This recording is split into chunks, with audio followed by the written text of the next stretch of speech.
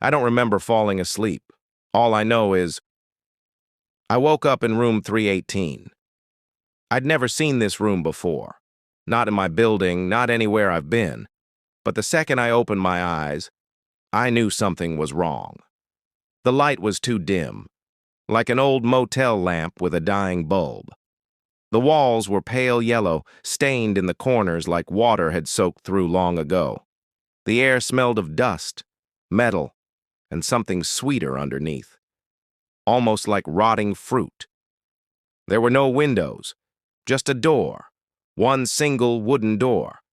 I stood, walked over, tried the handle. Locked. No bolt, no chain, just locked. I knocked. Nothing.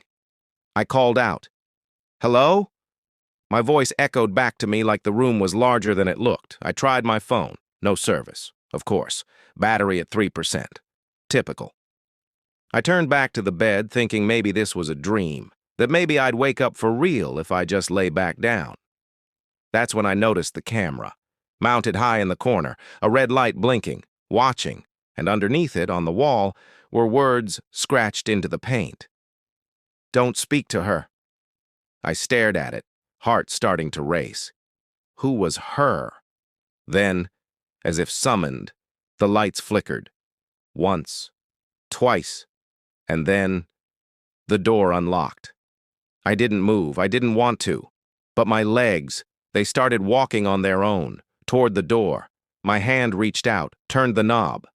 The hallway outside was pitch black, not nighttime, empty, like the world had been erased.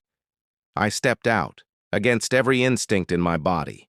My footsteps echoed on old linoleum as I moved down the hallway. It stretched too far, longer than it should have, like a tunnel. Then I saw her, at the far end, standing in the dark. Still, barefoot, in a white dress soaked at the hem, long black hair covering her face. I froze. She didn't move, but I heard a voice, not from her mouth, inside my head. "Are you awake?" I tried to turn and run, but my body wouldn't move. She stepped forward, one foot, then another, bare feet slapping against the floor, closer, closer, her hair dripping like she'd just come from a lake. The voice came again. "You let me drown." I don't know what she's talking about. I don't know who she is. But she knows me. She whispered it next. "You were supposed to help." Her face lifted.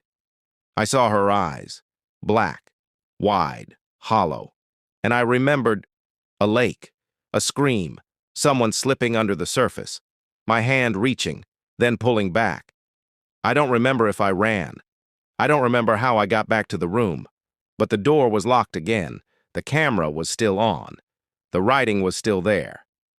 Except now it said, "You spoke to her." I've been here for hours now, or maybe days. I don't know. The door unlocks sometimes, just a little. Enough to make me wonder. Enough to make me listen for footsteps. Sometimes I hear her breathing right outside. Sometimes I hear the splash of water under the floor. She's waiting.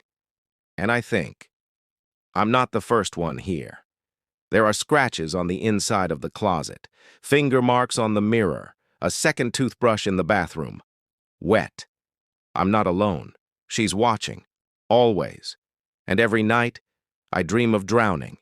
I feel the cold pull of water, the silence of it. And I see her face below me, smiling. Because now she knows I remember.